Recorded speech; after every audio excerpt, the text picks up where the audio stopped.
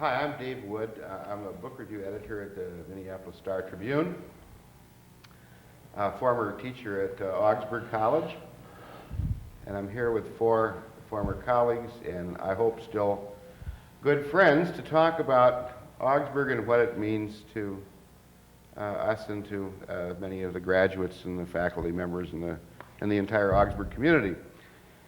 With me today is Carl Chrislock, who came to Augsburg as an undergraduate back in the 1930s, came on a scholarship because he was a salutatorian in high school and you got a free scholarship here. Next to him is Grace Sulerud, who came in the 50s as a student and was editor of the Augsburg College Echo, a wonderful newspaper back then, and I hope it still is. Next to Grace is Mimi Johnson, who went to college way out east at Smith, a poor school, but one that still manages to keep its head above water. And next to Mimi is Einar Johnson, her husband, who went to Concordia College in Moorhead, and we will ask that he not sing the fight song there. And if I feel really good at the end of this, I will sing the Augsburg fight song, which I know by heart after many years of absence from this place. We're going to talk today about the general topic of whether Augsburg has a distinct culture, a culture different from other colleges, maybe even other Lutheran colleges. I'm very interested in this subject because before I came to Augsburg in 1969, I had taught at 5 other colleges. I came here because I wanted to get back to the upper Midwest where I grew up. I did not come with much enthusiasm because I had taught at another Lutheran college years before and didn't like it very well. I came here with an image of what, number 1, a private college would be, number 2, of what a Lutheran college would be. And I was, after a year or 2, I was shocked at how different my image was from the reality of Augsburg College. I should say also that most of my education all of my education was done at state universities and state colleges. And that's where I did most of my teaching. And I thought it might be instructive to begin the discussion with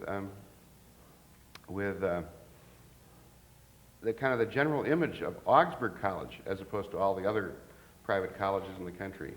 Years back, I wrote a book with the help of the college called Telling Tales Out of School, in which I interviewed 70 graduates from the college. And I'll never forget a woman named Mary Ellen Long, who had graduated in 1970, told how she liked Augsburg, but did not like the reputation it suffered on the West Bank. And I said, "What do you mean by that, Mary Ellen?" She said, "Over at the U, all of my friends from high school refer to it as God's little acre." Not a reference to Erskine Caldwell's novel, but to the perceived notion that it was a very pious, totally religious place. I think before this meeting, I was talking to Carl about an interview he had on the occasion of the college centennial, in which he talked to a woman who's now a very famous columnist, but who was then just a reporter at the Star Tribune. It was Molly Ivins, I believe. Carl, yeah. Tell the story about her questions. Yeah, well, she was on assignment up here to talk to people who were, this would have been in 1969, the time of the centennial. And because I had written the centennial history, I was selected for an interview. And one of the questions she asked, and it's not strange she asked this question, you would assume that she would ask a question like this, considering where she's coming from. Texas. Yeah. Texas. She wanted to know how the science department here fared during the evolution controversy, in the middle 1920s. And I said, and I think I said honestly, that it wasn't very much of a problem because the people who were on our science faculty were,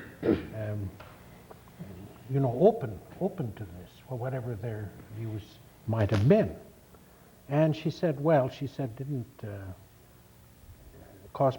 this cause problems with the constituency? And I said, not that I'm aware of, I said, and well, how could that be? Well, I rather unwisely said the constituency probably didn't know what was going on in the classroom.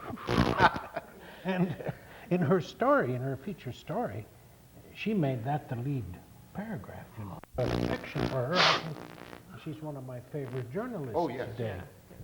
Yeah. But she couldn't resist taking the cheap shot.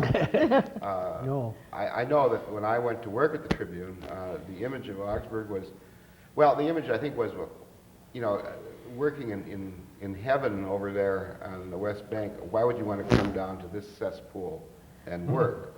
And well, that's a good question. I never successfully answered it, but their view of what was going on over here was very different than what my view was. How about you, Grace? Do you have any? Well, I just remember that when I came to college here in '54, that I had somewhere picked up an anti-evolution bias, which I don't think it was in our church. It was in the wind in Williston, North Dakota. And through my zoology class, I think when I saw vestigial thumb, and I thought it was the vestibule thumb of a frog, initially I thought, oh, you know, this is all wrong. And Erdahl was Professor Erdahl was too, he didn't, I don't know if I raised the question with him, I think I didn't. He didn't answer it directly, but on the wall was a chart that showed how creation happened, and I just decided that the days mentioned in Genesis were centuries rather than days, because the order was kind of right, and that took care of it. But I don't think that there was any, at Augsburg, that was not something that was ever taught, and I don't think in the Lutheran Free Church we took the Bible literally.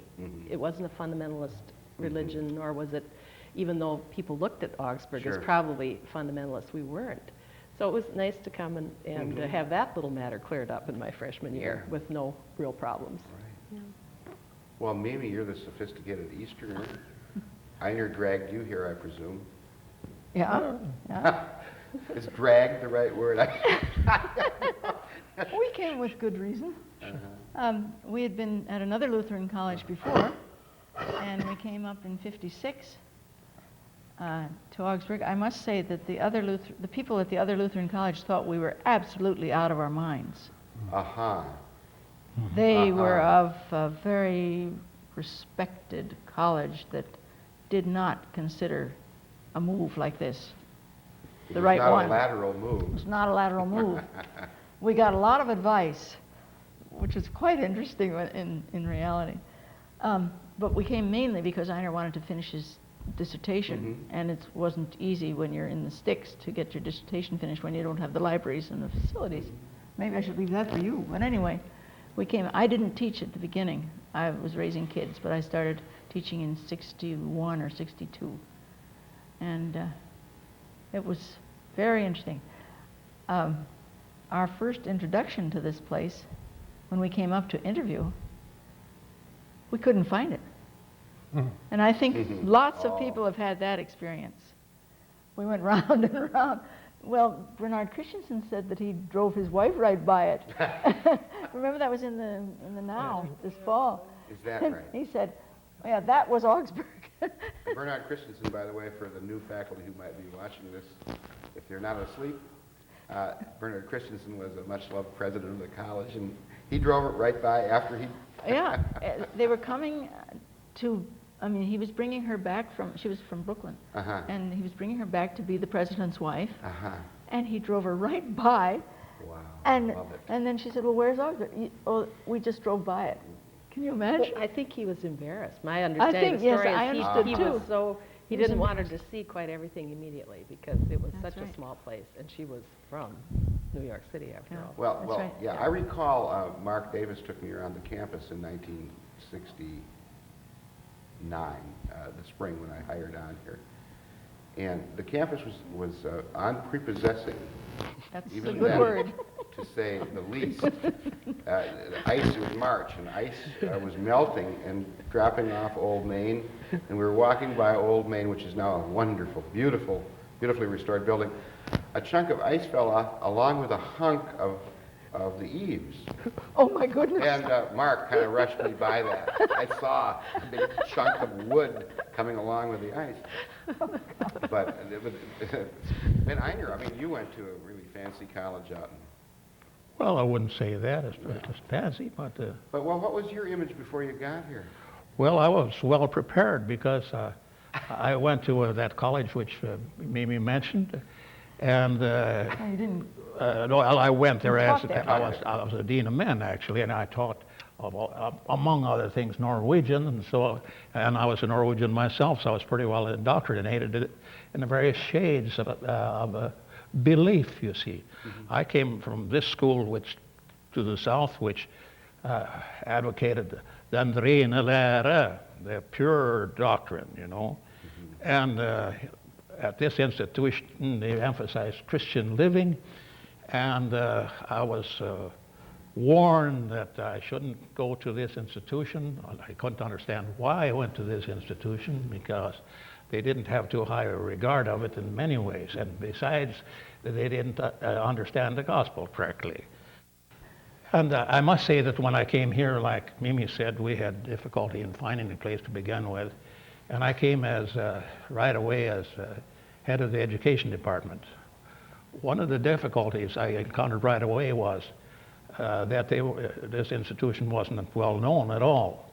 And they were not putting their student teachers in the city, very rarely. They were going way out west and way down south and way up north, but very rarely here in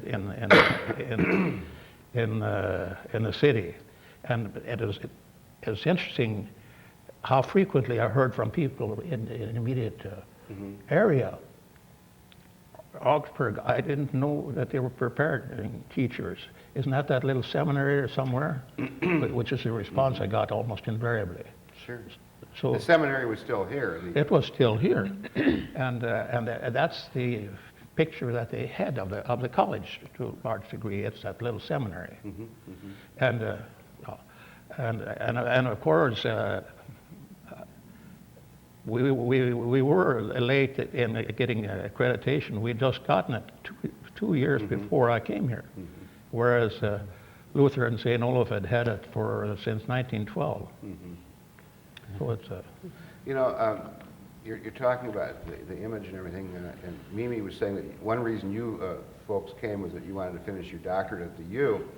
I come from, I'm 58 years old, and some of my friends, somewhat younger, when I got here, they were all at the U, finishing their doctorates, and they had come here to put food on the table, and they were, I think, many of them were planning on getting out once they got the doctorate, and many of them, and we don't have to go into their names, they stayed because they came to make bread and butter, and they stayed because they love the place. For many reasons, which we should get into soon. But at any rate, the next question I was thinking about was, how has that image changed? It seems to me, downtown at the paper, it's changed a great deal since 1970 in terms of the general perception oh sure. downtown or around the state. I remember Oscar Anderson used to complain they couldn't get a story in the Tribune for any amount of money, and Augsburg is, I think, pretty well covered these days. Is that your perception, or don't you think? It seems to be more on it's covered the same way the other private colleges are, and I don't think it used to be. Or am I wrong? No, I think you're right. Symbolizing this change is the fact that when you drive by the freeway, you can see that high-rise Augsburg College. Yeah. There's Sure. physical visibility, and of course there's been this concerted effort, in public relations. Public relations wasn't a terribly strong suit here, during Bernard Christensen's presidency. Great as that presidency was, it was very difficult for Bernard Christensen to make claims that he didn't think, could be fully justified. Yeah.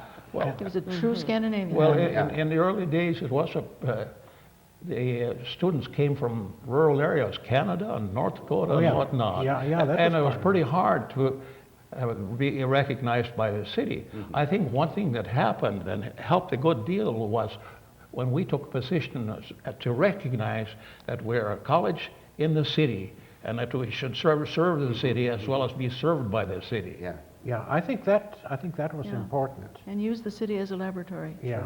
And you talk about the true Scandinavian thing, Oh, like my Norwegian stepmother would serve this wonderful dinner, and she'll say, "Well, it didn't turn out, but I hope you can make a Exactly. meal of it."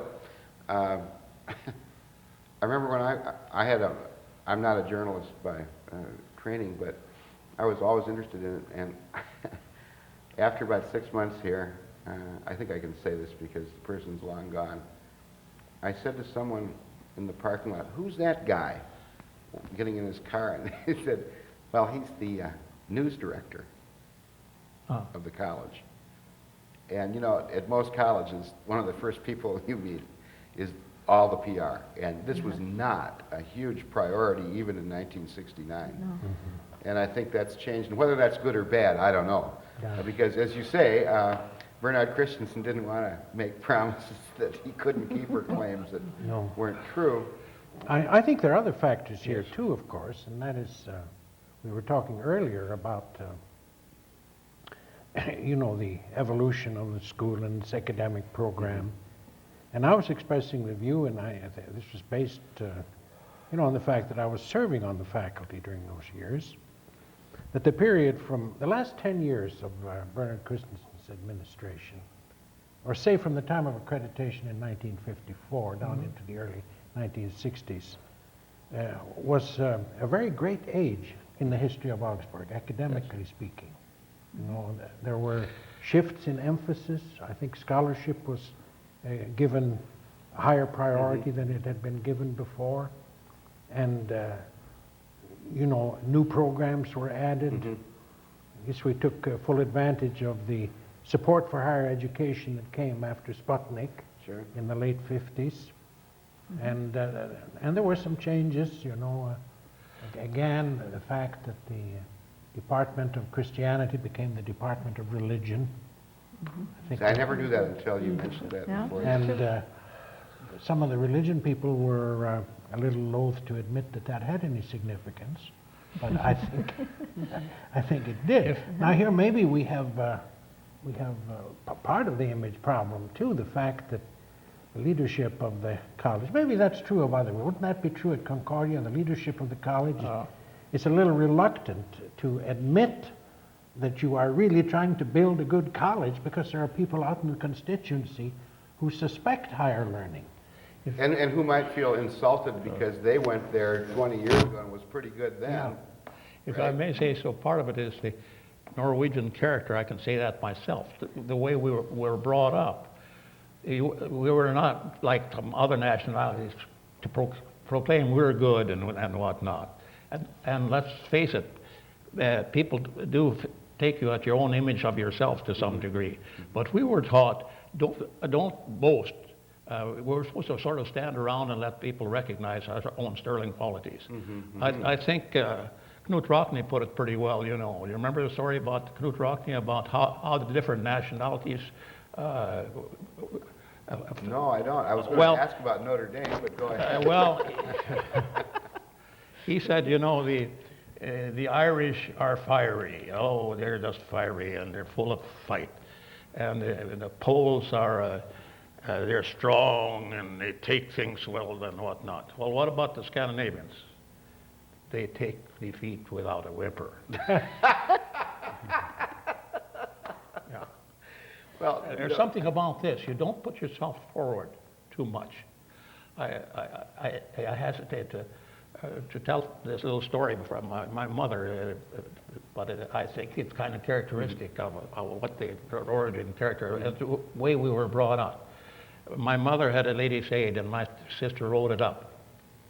And she said, in the paper, a little write-up about the lady's aid. And she said, a delicious lunch was served, and my mother was furious. You don't say that we served a delicious lunch. You don't say that. Yeah, yeah.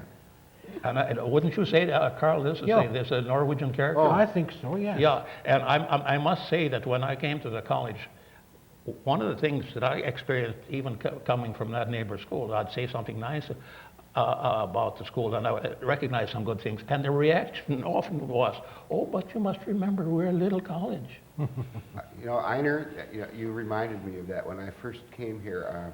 It was the centennial year, and the faculty orientation was just marvelous there. Every Yeah. division chairman gave a great talk. And I made comments to some of the older faculty members like, "Boy, was that good."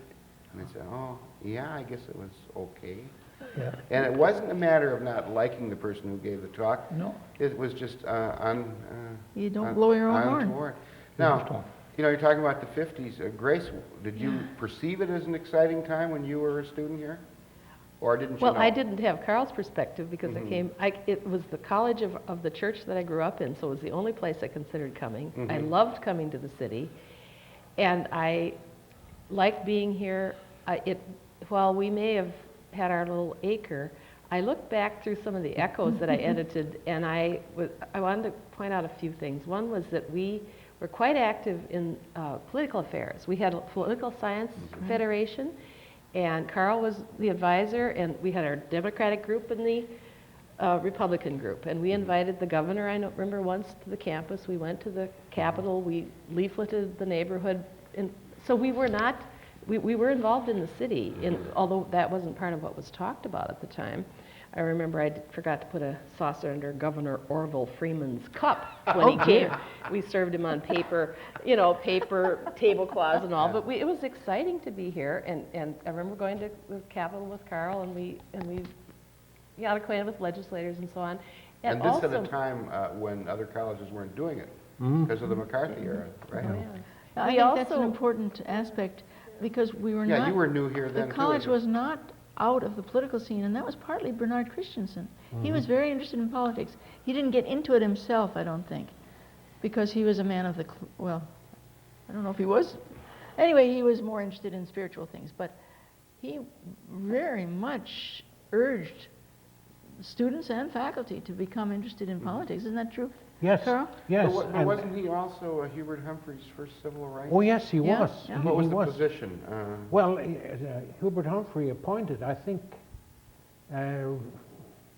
this was just a mayoral appointment, the Human Rights Commission. Yeah. That was preliminary to the establishment of such a commission by the city council. And Bernard Christensen was one of the members of that commission. For many And he years. wasn't just nominally a member, he was a very active member. In fact, our archives in the Christensen papers, there's quite a bit of correspondence relating to his service on the committee.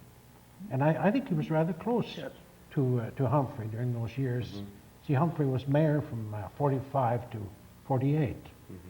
And too, I recall with a great deal of gratitude how what a defender of academic freedom Christensen really was. Yes. We didn't right. feel during the Very, McCarthy very much era, so. the pressures that I think some of our fellow Lutheran colleges felt. Or this. fellow state college, or And, non-fellow state college. When you came in '69, there were demonstrations going on. and I couldn't believe Boy, it. the Augsburg folks were down there at the city hall. I mean, it was a time of unrest, and Yep. lots of stuff was going on Yeah. on this campus. Yeah, We were not sitting back and twiddling our Sure. thumbs. Maybe it must have been, I don't know. I mean, because I come from the tradition where you two were teaching before you came here. And I have to just say, it must have been kind of exciting. You were raising kids, but you were obviously part of the faculty. It must have been kind of exciting to be in a big city with all this political stuff going on. And, Oh, such a change. such a change. Right. It was wonderful. But I remember coming to this. We had a centennial program right in this, well, no, in the complex right next door, where everyone got on their academic garb. And I was very happy with my garb because I'd just gotten my PhD. And all you guys came, like Carl came, and he had a big cardboard sign that said, "Get out of Vietnam." And I came from a state university in Ohio. We're a very conservative state. And I never thought of it as a conservative university. No way could that have happened. I Interesting. mean, they'd have brought the National Guard out and shot the faculty before they'd have let... Do you remember, Yeah. remember that? Oh, yeah, I remember that. It was... and some of the people on the faculty were not happy. No. with Oh, it's the- true, there was division. There was a but- division, but I mean, it was there and it happened. And I remember my now wife was teaching at Robbinsdale, and she was from Ohio also. And I called her and I said, "You wouldn't believe what happened this afternoon at Cy Melby Hall." It was just kind of inspiring to me. And I'm not a liberal, I'm a kind of a nothing.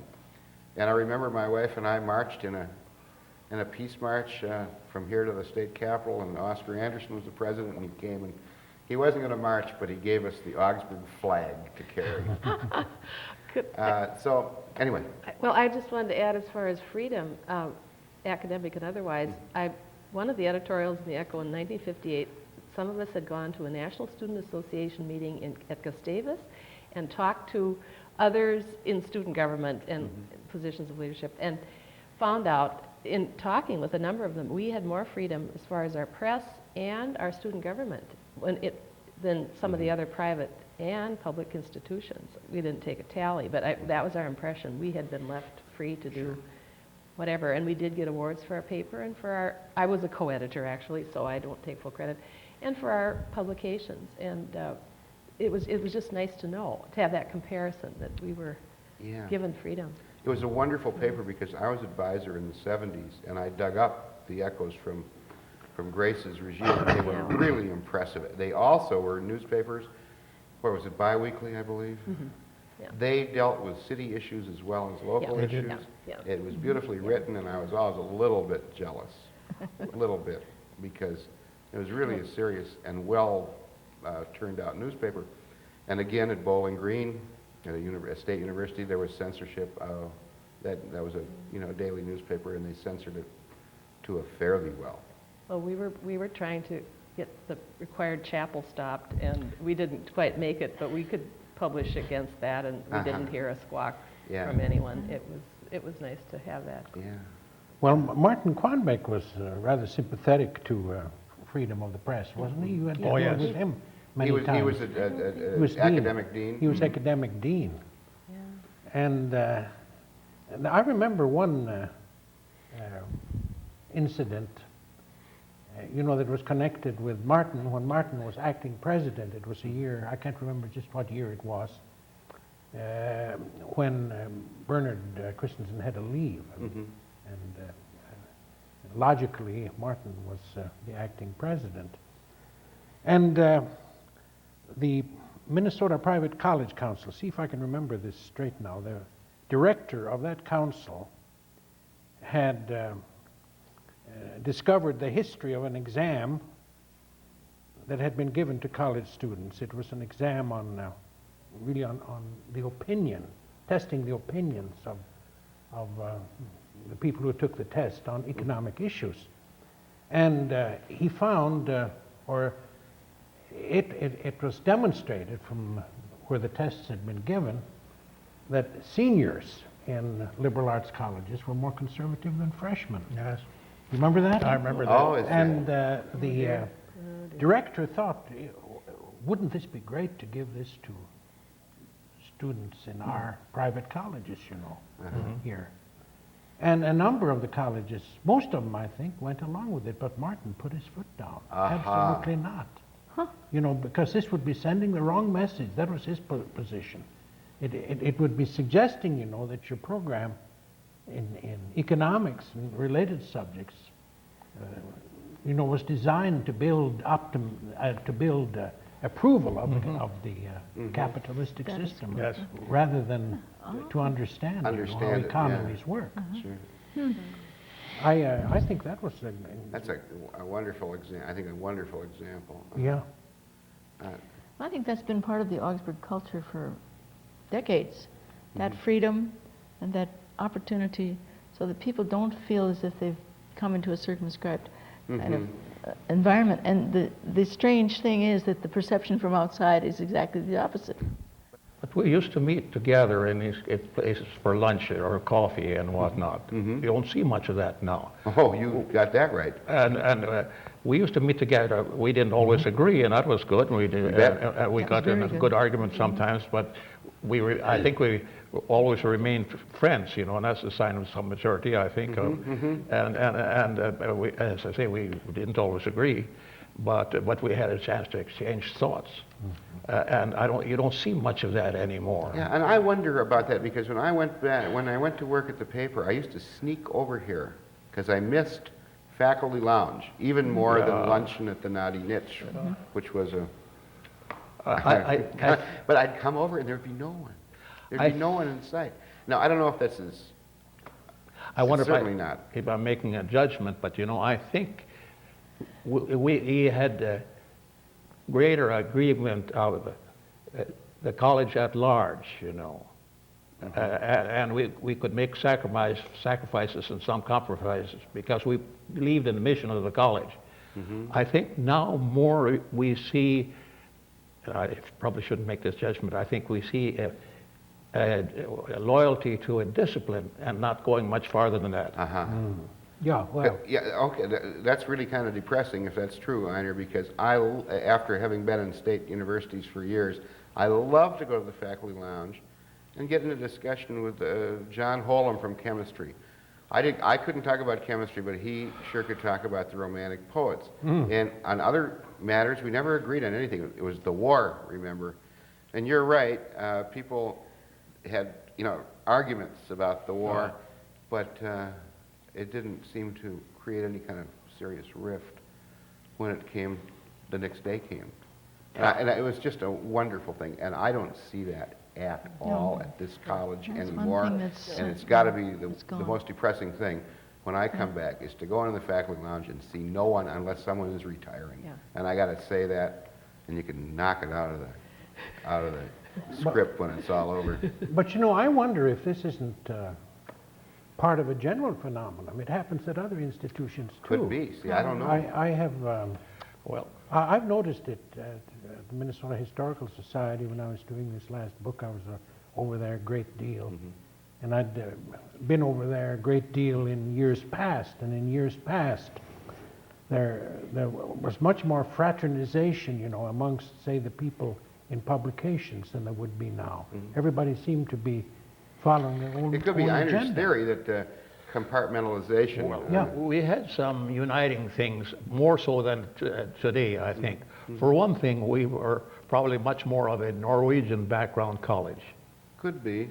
Don't you think so? But I remember, I I wasn't part of that, No, and you but let me in. yeah. And we were more of a Lutheran institution than we are today.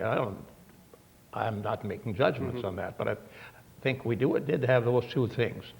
And you know, Norwegian jokes and all the rest were awfully funny because we had somewhat of the same background. I don't think it would go quite as well today. Yeah, I because wonder if of another diverse. thing, isn't it becoming more of a city college than it Oh, was? yeah. Like you're talking about in the older days, We- people came from out of state, like Grace came all the way from North Dakota. Don't you have a bigger city population now? Does that have something to do with how the faculty views its role at the college? Well, I would just say that the sheer growth of the weekend college, the growth in the number of part-time faculty, and the move, so that has really scattered us in a way so that we just don't come together, Yeah. except at faculty meetings. But there's none of the common talk that would kind of bind us together because I think of the growth and the move of the chapel, which is lovely, but there's no longer the gathering. We used to have 20 minutes for coffee after chapel. Sure. That's That's right. Some didn't Not there go. anymore. Oh, And I never went to chapel, so- but I always went to the coffee. So I made choices, but I remember that through many years, up through, sometime maybe in the early 80s, where I could go over to the lounge, I always did, rather regularly, and I could choose which conversational group to join. Sure. You know, did I want to be with this group, this one, go to chapel or not? But that's just gone. non-existent, and I miss it a The great college deal. should encourage that they should have Yes, free yeah. coffee or do something. I And mean, they it'd do be have better free than coffee. any They do. faculty Free. development. It They became do free. have Do free have free coffee, And they coffee. still but it's drink filled it out to do anyway? And No. nobody comes. No, people, they the don't. departments have their own coffee. They You know, got their it's departmental very things and we're different. spread out. Yeah, and you know, well, That'll be interesting for the faculty to talk about it. to I the think there church. should be, you know, because I'll Okay. tell you, I taught at 5 other schools and I know that in many ways I wasted a lot of time in that faculty lounge. On the other hand, I learned a lot of stuff. And the friendships you formed. Well, there then Oh, it for wasn't life. wasted time. It wasn't wasted, it wasn't really wasted, wasn't. But I would feel guilty about it. But to get to talk to people from other disciplines Sure. was something like, I remember I taught at Ball State, and they had their own English building with 100 faculty members, and it was a mile away from the student center. So all I ever did for a whole year was talk to other English teachers, and that is really grim. Well, I don't know. I hope I'm not dominating this by asking the wrong questions, but You know, when you talk about changes and what may contribute to change, I wonder if we don't have to assign some importance to the year 1963. There were several things that happened then. One of them, of course, was that the Lutheran Free Church, the supporting body, became part of the American Lutheran Church. The seminary was moved off campus and consolidated with Lutheran Northwestern. So we truly became Augsburg College, not Augsburg College and Seminary or Augsburg Seminary and College. There wasn't that confusion anymore. And of course, there got to be this change in, well, it's a change in leadership, you know, where you, Oscar Anderson replaced, well, he didn't replace, there was the For a Harbour year, right. interim in between. Yeah. But there was a new administration, not one that was identified with the old Lutheran Free Church. So that, I don't know what impact that had on image. You know, this college has a peculiar heritage of it. The only college I know of, churches found colleges, but Augsburg College founded a church. Right, right. And that's, because of this, I think Augsburg people have always had a particular kind of loyalty, which I have, coming from the outside, I had admired very much. It's a particular kind of loyalty. You know, there's another aspect of Augsburg culture that I think Grace Sulerud emphasizes when she talks about it, and that is that embedded in it is a sense of humor and a disposition not to take yourself too seriously. Now, I Kind of goes wonder, along with this same. yeah, it probably does, but Scandinavian. now there was an experience that we had about 20 years ago. Odd Lovell of the St. Olaf faculty, he's editor of the Norwegian American Historical Association. Now, we jointly taught a course that one section met on the Augsburg campus, the other one met on the St. Olaf campus, and we had various visiting speakers come in. That was part of the course. It was during the 150th anniversary of the Restauration. Oh, yeah. And one of our speakers was Carlton Qualley, who himself was a St. Olaf graduate, Yeah. but who spent his professional life at Carleton, and he, of course, specialized in Norwegian American immigration history. And he had a lecture that was just full of anecdotes, you know, about financial misdeeds on the part of clergy. Anyway, and some of this was very funny. And the people at Augsburg they were partly students, but there were quite a few outsiders. And the outsiders, you know, were alumni, people who had connection with Augsburg. They just laughed and you know, thought all of this was very funny. Well, down at the St. Olaf session, everybody sat stone silent. They did. Yeah, That's funny. That's amazing. You know, the other thing that Gracia has talked to me about, Gracia Grindal, for those of you who don't know, is teaches at Luther Sem, and she graduated when, in about 63. yeah, right around there. Wonderful poet. she always talks about the tradition of eloquence here, that people, the writing and the speaking here is more than a cut above most academic institutions I've been at. Like I've always been fascinated at baccalaureate and at opening day and everything. Wonderful. And part of it, of course, is because so many of the administrators were also preachers at one time. But I think that that's something, and think of the poets who've come out of here, like John Ingman and Phoebe Hansen. Quite impressive. Grace Quite Johnson. impressive. Yeah, could I add a Yes, word? It can go be ahead. edited. About perpetual poverty. I was talking to Margaret Anderson, who was a faculty, married to Ray Anderson, who was on the faculty for many years, starting in the 40s, and Margaret then was a librarian for a number of years, and she had a couple of stories to tell, and I will just throw them in. How she looked through recipes to find ones that didn't have eggs because they cost too much. They were a nickel a piece. And how the faculty wives would get together. This was when, I suppose that would be the late 40s, maybe early 50s, and have a monthly meeting. And she said that at one of them, I mean, they discussed various things, but one time they were all talking, and then all of a sudden there was this quiet where there were two voices that were still talking. Everybody listened. And Mrs. Fagan said, Peter was at the Salvation Army the other day, and he was looking for a toilet seat, and he saw Hank, and what was your husband looking for? That's P.A. Swagan, the head of the Yes, English department. yes. Well, yes. there's- And then I took care of Jerry Thorson's children when I was in college. This is 57, 58. He had 4 children, and they lived in a little house that's now under the football field. And it was a very clean, neat, very small house that had about 2 stuffed chairs and 1 couch and 1 end table with a lovely plant on it. And the stuffing was coming out of the couch. It looked, for all the world, just like Kotex. It was white stuffing. And, but genteel poverty, I would say. When I graduated in 58, I did happen to know that Jerry's salary at that time was $3,800. I don't know how I found out because I can't remember them ever saying poor me or No. talking about it. But the reason I think I found out is that one of my classmates was going to California to teach in high school for $4,000. And somehow she maybe had talked to Jerry and had come out. There was this $200 difference. But I thought this is, and then my line is always, I think it's important to have built character, but how much character does one build in a lifetime? Sure. I'm not really feeling sorry for myself, but for some of those early, Well, yeah. and through the 30s when the faculty weren't paid for a Right. time Yeah. and had to take IOUs, and I don't know what they lived on. You might know more than that, Right. but Well. this has been part of our culture Well, too. one of my favorite stories was a colleague of mine in the English department came back to school in September in the early 70s. And he got a note from the treasurer. They'd made a mistake and they'd overpaid him $50 a month for the whole 9 months. Oh. And they said, could you please come and pay the $450 you owe us? And my colleague said, I never even knew I was getting it.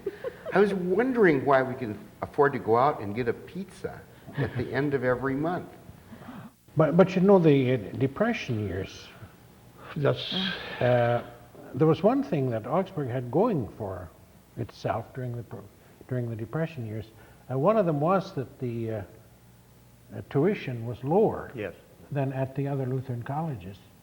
It was only Four- $25 a quarter when I was a freshman That's here. when we paid 40 at Concordia. Oh yeah, 40 a quarter, All you rich farmers. A semester. yeah, or a semester, yeah. And more important than that was the availability of part-time work in Yes. Yes. Minneapolis. Yeah. So our college enrollment in 1934, 35, I think, was the highest it had ever been. I mean, in the college. Think of that, right in the middle of the Depression. Yeah, right. But- and, but isn't- and that was the time when there was a big infusion of people from outside of the Lutheran Free Church. Many of my classmates were, No. for the most part, they were Lutherans, but they were not Lutheran Free Church. Hasn't this helped in the long run, Augsburg?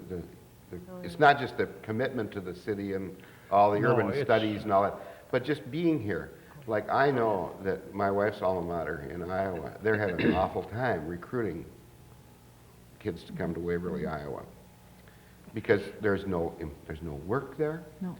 Unless you work on the, you know, in the cafeteria. yeah. Here, there's work all over town of one sort or another. Not too pleasant, and I do think the city has something to do with that. I think it's interesting, they were about to move out, you know, to Richfield. Richfield. And they made a decision to stay here. And I've really admired how they've gone about that. You know, that was a very difficult decision. And I think it split the faculty too, didn't it? Oh, yes. Quite a bit. Yes. But they rose above that. And I suppose there were some who said we would have been much better off up there, you know, and it would have been like other colleges. But I think most people said, well, we're in the city and let's make the best of it, you know? And they haven't just been in the city. No, They've kind no, of then reached out to the and neighborhood. they've reached out and they made a conscious decision to do that. We're a college of the city, and in some ways we're unique among most Lutheran colleges. Most of the rest of them are rural in some small town or other, and we are.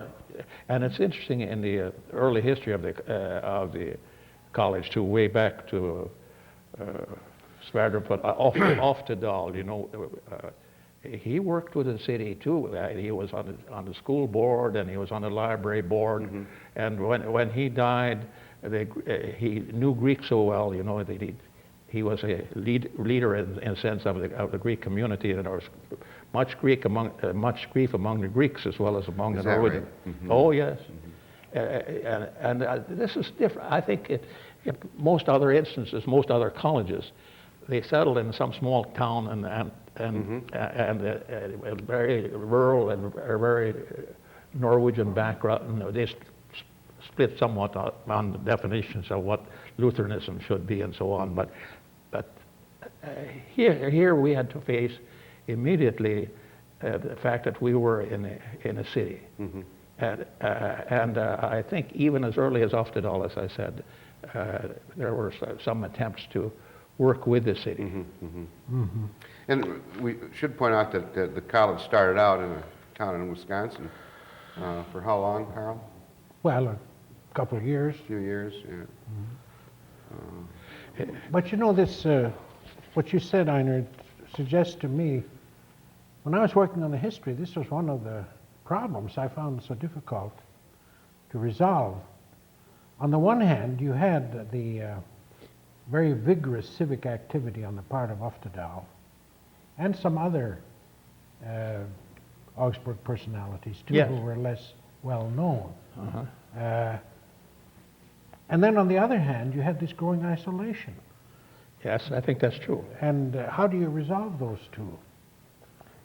Maybe I concluded that it was sort of a generational thing, that perhaps Oftedal wasn't able to relate so well to the second generation of Maybe that's city right. fathers fathers here as he was to the early generation, you know. And because I suppose some of them could have regarded him as sort of eccentric. You know, his hairstyle is. Yeah, well. Yeah. Straight from He Norway? was a little, But, little you know, in the eccentric. very early days, the intelligentsia was, if not centered at Augsburg, we were certainly aware of it, you know. People like Knut Hamsun and other people that came, Yeah. Christopher Janssen and all the rest of it. Hamsun apparently came here for communion before he went off, you know. You know. Yeah, Knut Hamsun. Yeah. yeah. And then, of course, you did have the conflict in the 90s that Yes. resulted in the splitting off. Which was it? And that certainly had, Which was it? Which was a terrible thing in many ways. yeah. Yeah.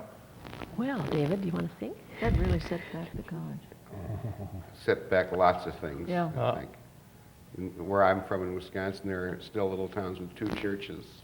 They have no Yeah. idea why they're there. No, but, that's true. both under the same mantle. And But, Well, that, well, I'm not going to sing you aren't going to sing? the Augie fight song. Oh. But You my know, I wife were hope here, they she would tape do the it. conversation of the faculty at the meeting, because it'll be interesting to see Yes. whether they will bring it up to date and whether they will have reasons Mhm, for the mhm. changes and the diversity of the college now, Yeah, yeah. and what kind of reasons they give. It'd be fascinating. You know, one thing